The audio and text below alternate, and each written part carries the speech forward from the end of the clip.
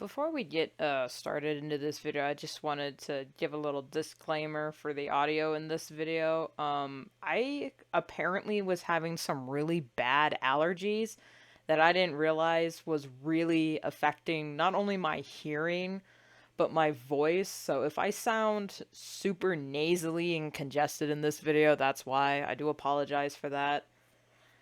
And my sister's making a cake in the background. I don't know if you can hear that. Awesome. Anyway, enjoy the video, and hopefully I'll remember to take care of myself and take a shower before I do these voice recordings. Alright, let's do it.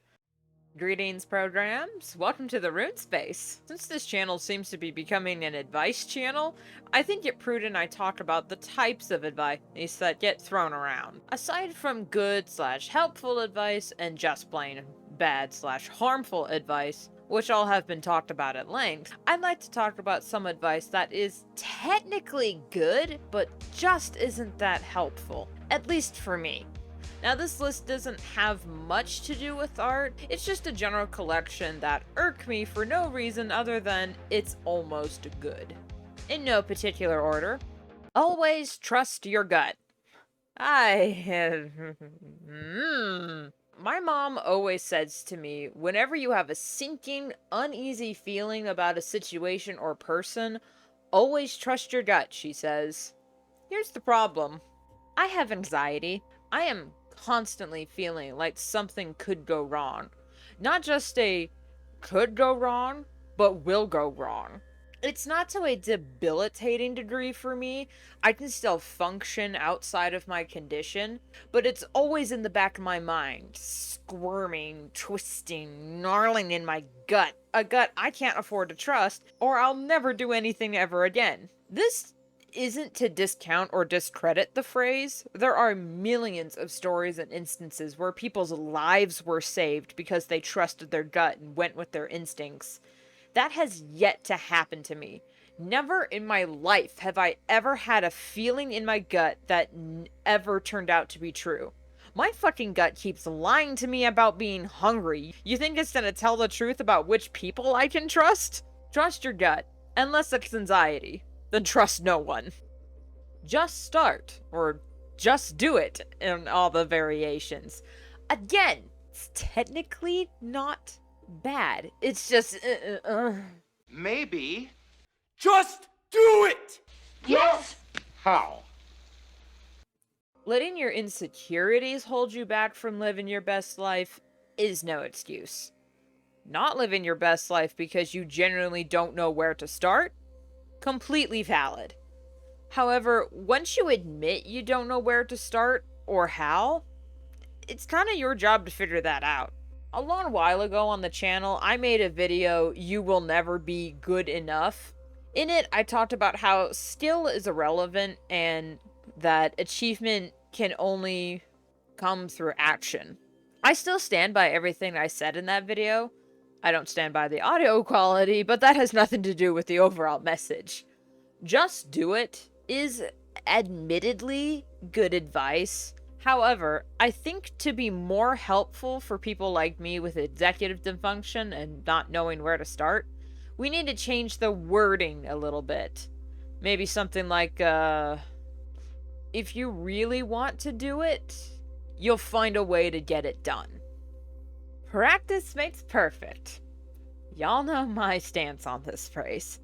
While true, through active practice we can achieve mastery, but as I said in my last video, study and understanding is not only a faster way to improve, but also more permanent and fulfilling than simple repetition. However, taken into consideration, this is coming from someone who took at least 3 years of band in school and never once could I ever read music or even play a song in the slightest, perhaps I'm a little more than biased. By itself, the phrase practice makes perfect isn't all that bad. It just led to a 9-year-old me spending hours and hours of trying so hard to keep up with my classmates at even a basic level to the point where I'd break down sobbing in class, wishing I wasn't too fucking stupid to figure out simple notes. Also, fuck Mad Minutes. 60 seconds to complete a whole page of multiplication and division? My ass. Be yourself. People who say this have never been bullied for being different. Without getting too much into it, I used to have a sticker on my mirror that said, "In a world where you can be anything, be yourself." I loved that sticker, and read it every morning as I got ready for the day. I was barely halfway through the 7th grade before I wanted to rip it off and throw it away. Being 13 was the worst thing that ever happened to me. 0 stars, would not recommend. It's true that being honest with yourself about yourself is the best thing you can do for yourself, but wearing your heart on your sleeve is the fastest way to get it broken.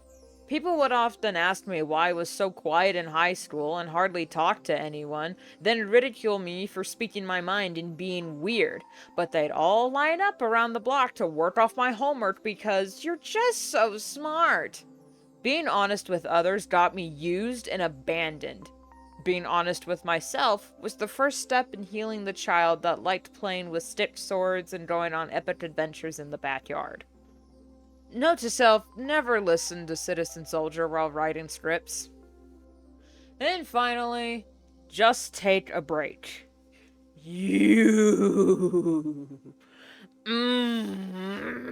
Sound solid advice that I know is true. I wouldn't feel so damn tired and burnt out all the time if I took a damn break every once in a while, but disrupting my creative flow is like holding back a certain other type of bodily flowing.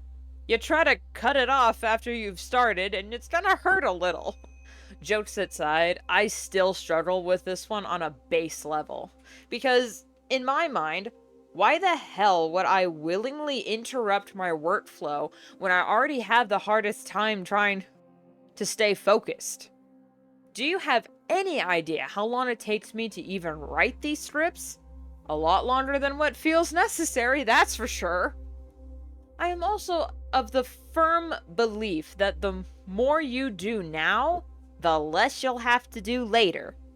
It's the same amount of work, but this way feels more fulfilling. In the short term. For things like house chores and yard work, this ideology is fine.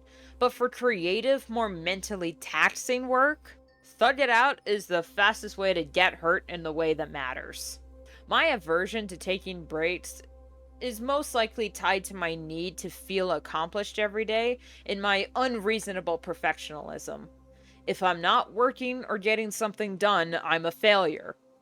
But also what I do must be to my standards better than the previous, no regression allowed.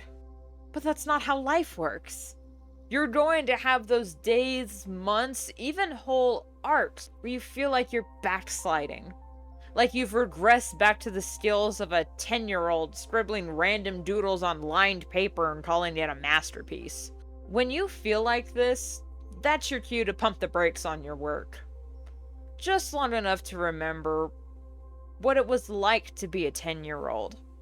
Watching cartoons, reading comics, searching for every how to draw whatever books, and thinking, that'll be me one day. 10-year-old you may have been cringe for writing fan fiction on Wattpad and posting self-insert screenshot edits of your favorite anime, but at least they were creating for the love of it. Taking breaks isn't just meant for stretching your back and drinking water. It's also for looking back at where you came from and gauging where you should go next. And the answer is always onward. And that's all the good advice I can think of. When researching for this video about unhelpful advice, I was finding lots of posts about advice or phrases that were just plain harmful, and a few of them struck a nerve with me. Thanks, Reddit. I'm most likely not going to make a video on those. I'd like to make videos that aren't just advice all the time. If you want direct advice with me, just join a live stream to put me on the spot and scramble for 5 minutes trying to figure out what to say. Our words have power. Power that is more often used to hurt than to uplift. Being mindful of what Being mindful of not just what we say, but how we say it and who we say it to is one of the first things we must do in order to truly be of service to our future. But in the meantime, be sure to like, comment your thoughts on the listed advice, and subscribe to stay tuned. Something about our Ko-fi link, and we will meet again in the stars. Space out!